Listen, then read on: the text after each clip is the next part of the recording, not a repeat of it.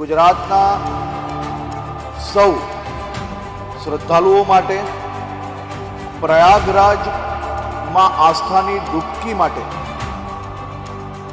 ગુજરાતના લોકપ્રિય મુખ્યમંત્રી આદરણીય શ્રી ભૂપેન્દ્રભાઈ પટેલના માર્ગદર્શનમાં ગુજરાતના ટુરિઝમ ડિપાર્ટમેન્ટ અને જીએસઆરટીસીએ સાથે મળીને રાજ્યના સૌ શ્રદ્ધાળુઓ માટે એક સકારાત્મક નિર્ણય લેવામાં આવ્યો છે। પ્રયાગરાજમાં 2025ના વર્ષમાં મહાકુંભ ચાલુ થઈ ગયો છે અને આ મહાકુંભની અંદર જવા માટે લોકો પડાપડી પણ કરી રહ્યા છે। ત્યારે ગુજરાતમાંથી અનેક એવી ટ્રેનો છે કે જે ત્યાં સીધી જ જઈ રહી છે, પરંતુ એનું જે ટિકિટનું લિસ્ટ આવે છે તે પણ વેઇટિંગમાં આવતું છે, એટલે ટિકિટો ફૂલ થઈ ગઈ છે। ત્યારે લોકોને એવી આગ્રહ હતો કે જો સરકાર આ રૂટમાં બસો ચાલુ કરે તો વ્યવસ્થા થાય તો અમે ત્યાં મહાકુંભ સુધી પહોંચી શકીએ, અને સરકારે આ બાબતે ચર્ચા વિચારણા કરી અને આખરે બસો પણ ચાલુ કરવાની એક નિર્ણય લીધો છે। તેના વિશે ચર્ચા કરવી છે। નમસ્કાર, આપ જોઈ રહ્યા છો ન્યૂઝ રૂમ ગુજરાત અને આપની સાથે હું છું ભાવિક। જો તમે અમારી ચેનલને પહેલાં તો યુટ્યુબ પર સબસ્ક્રાઇબ ન કરી હોય તો હમણાં જ સબસ્ક્રાઇબ કરી લેજો, જેથી કરી અને પડે પડના સચોટ સમાચાર તમને તરત જ મળી રહે। મહાકુંભ 2024 ચાલી રહ્યો છે, જેને માણવા માટે દેશ વિદેશથી શ્રદ્ધાળુઓ પ્રયાગરાજ પહોંચી રહ્યા છે। મહાકુંભ માટે રેલવે દ્વારા વિશેષ ટ્રેન ચલાવવામાં આવી રહી છે। જો કે આ ટ્રેન ફૂલ થઈ જઈ રહી છે ને એરલાઇન્સ દ્વારા પણ પ્રયાગરાજ માટે ફ્લાઇટ ચલાવવામાં આવી રહી છે। ફ્લાઇટના ભાડા ડબલથી પણ વધુ થઈ ગયા છે। ત્યારે ગુજરાતથી જતા શ્રદ્ધાળુઓ માટે ગુજરાત સરકાર દ્વારા પ્રયાગરાજ માટે વિશેષ બસ ચલાવવાનો ખૂબ મોટો નિર્ણય કર્યો છે। વાહન વ્યવહાર મંત્રી હર્ષ સંઘવીએ આ અંગે જણાવ્યું કે પવિત્ર મહાકુંભ માટે કરોડો લોકો આસ્થાની ડૂબકી મારવા પ્રયાગરાજ જાય છે। પ્રયાગરાજમાં અસ્થાયી ડૂબકી મારવા માટે રાજ્ય સરકાર દ્વારા સકારાત્મક નિર્ણય કરવામાં આવ્યો છે અને ગુજરાત સરકારના સહયોગથી ગુજરાત ટુરિઝમ અને જીએસઆરટીસી દ્વારા એસી વોલ્વો બસની વ્યવસ્થા કરવામાં આવી છે।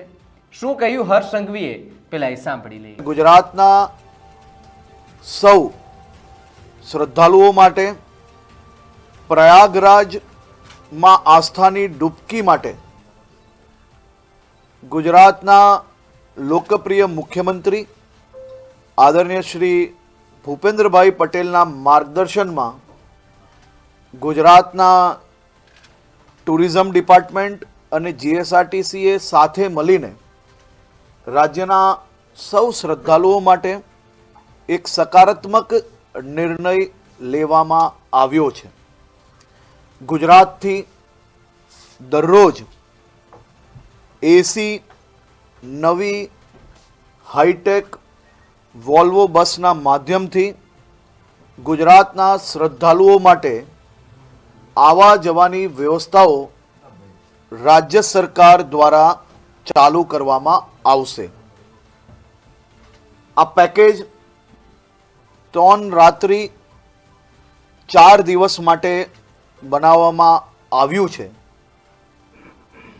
તારીખ 27મી જાન્યુઆરીએ વહેલી સવારે ગુજરાતના મુખ્યમંત્રી શ્રી ભૂપેન્દ્રભાઈ પટેલ યાત્રાળુઓની પહેલી બસને લીલી ઝંડી ગાંધીનગર ખાતેથી આપશે।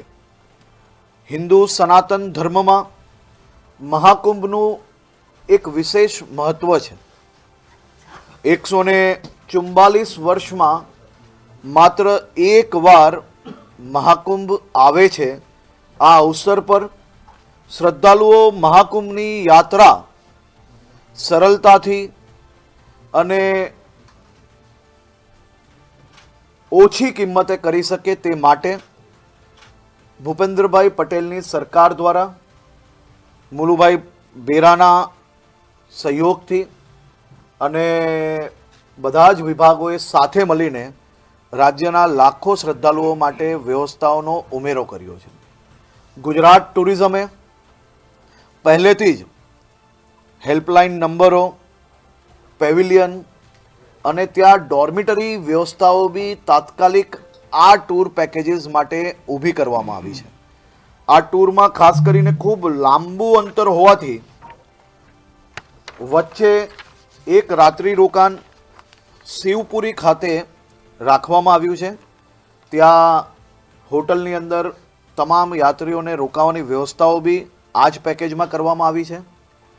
માત્ર 8100 રૂપિયામાં 3 રાત્રિ અને 4 દિવસની આ આસ્થાની યાત્રા ભૂપેન્દ્રભાઈ પટેલની સરકાર દ્વારા આયોજન કરવામાં આવ્યું છે. ખાસ કરીને આપણે સૌ જાણીએ છીએ કે મહાકુંભમાં ખૂબ મોટી સંખ્યામાં લોકો આવે છે અને જે લોકો આ યાત્રામાં જોડાવા માંગે છે તે લોકોએ જે ખાસ ઓનલાઈન જે વ્યવસ્થા છે ટુરિઝમ ડિપાર્ટમેન્ટ અને જીએસઆરટીસીમાં પેકેજની, એમાં બધી જ વસ્તુઓ અને સૂચનાઓ આપવામાં આવી છે અને એ સૂચનાઓનું ખાસ કરીને ધ્યાન રાખીને જ એ ટિકિટ બુક કરાવવી. કારણ કે આટલી મોટી સંખ્યામાં જ્યારે વ્હીકલો ત્યાં આવતા હોય ત્યારે ત્યાં જે પર્ટિક્યુલર જે પાર્કિંગ આપવામાં આવે ત્યાંથી કુંભનું જે સ્થાન છે એ સ્થાન સુધી ત્યાં ફેરીઓની વ્યવસ્થાઓ હોય છે, ત્યાં ઈ વ્હીકલ્સની વ્યવસ્થા હોય છે. એના પછી બી ઘણું ચાલવું તમામ યાત્રીઓએ પડતું હોય છે.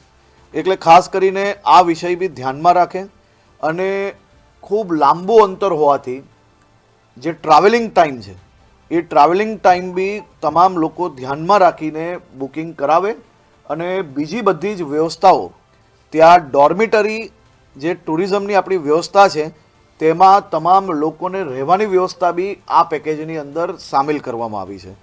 આ યોજનાના માધ્યમથી વધુમાં વધુ શ્રદ્ધાળુઓ પોતાની આસ્થા પ્રમાણે અને ખાસ કરીને જીવનમાં એકવાર 2-3 પેઢીઓ પછી એક અવસર લોકોને મહાકુંભમાં આસ્થાની ડૂબકી મારવાનો મળતો હોય છે અને મુખ્યમંત્રીશ્રીનું ખાસ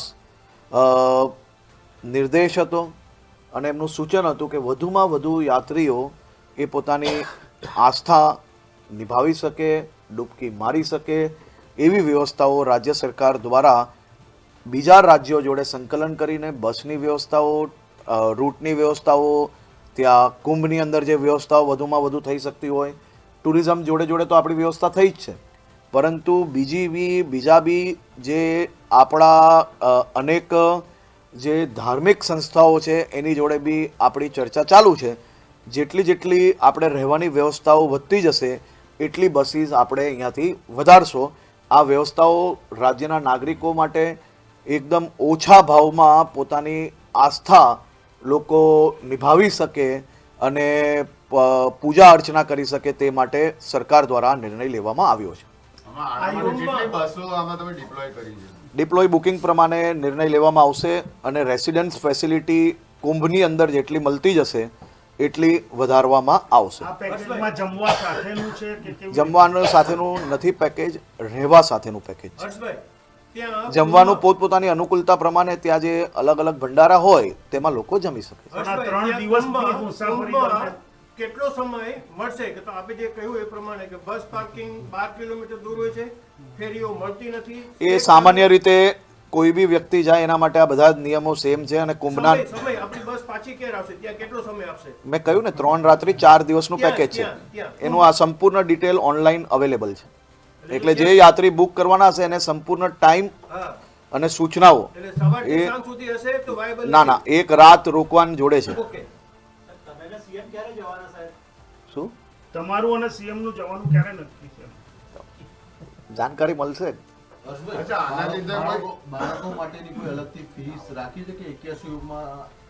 આમાં સીટ પ્રમાણેની ફીસ છે, કારણ કે 1400 ઉપર કિલોમીટર અહીંયાથી પ્રયાગરાજ પહોંચતા લાગતા હોય છે, એટલે અંતર ખૂબ લાંબુ છે. એટલે કોઈ ખોલામાં બેસાડીને આમાં લઈ જઈ શકે એ વ્યવસ્થાઓ પોસિબલ નથી. એટલે પ્રતિ વ્યક્તિ એક સીટ આની અંદર રોકવામાં આવશે. એટલે બાળકોને 1400 કિલોમીટર એટલે 21 કલાક જેટલી મુસાફરીમાં ખોલામાં બેસાડીને લઈ જવું આમાં મુમકિન નથી. ક્યાંથી આ બસો ઉપડવાનું? આ હમણાં અમદાવાદ ખાતેથી ઉપડશે. તો આજ મુદ્દે હર્ષ સંઘવીએ આ મુદ્દે માહિતી આપતા જણાવ્યું કે ચલો કુંભ ચલે સ્લોગન સાથે રાજ્ય સરકાર દ્વારા કુંભ વિશેષ બસ ચલાવવાની શ્રદ્ધાળુઓની સુવિધા માટે નિર્ણય કરવામાં આવ્યો છે. આ નિર્ણયની અંદર 3 રાત અને 4 દિવસનું પેકેજ જાહેર કરવામાં આવ્યું છે, જેમાં 8,100 ભાડું રાખવામાં આવ્યું છે. હાલ તો અમદાવાદથી વોલ્વો બસ ઉપડશે અને 27 જાન્યુઆરીના રોજ મુખ્યમંત્રી ભૂપેન્દ્ર પટેલ દ્વારા લીલી ઝંડી આપવામાં આવશે. અમદાવાદથી પ્રયાગરાજનું લાંબુ અંતર હોવાથી શિવપુરીમાં એક રાત્રિ રોકાણ કરવામાં આવશે અને શ્રદ્ધાળુઓ બુક કરાવે ત્યારે સૂચના જરૂર વાંચી લે. પ્રયાગરાજમાં ભોજન માટેની વ્યવસ્થા જાતે કરવાની રહેશે અથવા તો ભંડારા ચાલતા હોય છે તેનો લાભ ઉઠાવી શકો છો. પહેલા અમદાવાદથી પ્રયાગરાજની વોલ્વો શરૂ કરવામાં આવશે, ત્યારબાદ જરૂરિયાત અને પ્રયાગરાજમાં વ્યવસ્થા થાય તે પ્રમાણે બસ ચલાવવામાં આવશે.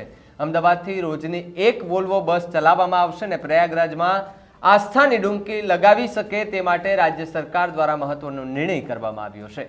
આ નિર્ણયને તમે કેવી રીતે જુઓ છો અમને કમેન્ટ કરીને ખાસ જણાવજો. તો આવા જ વધુ સમાચાર માટે આપ જોતા રહો ન્યૂઝ રૂમ ગુજરાત. નમસ્કાર.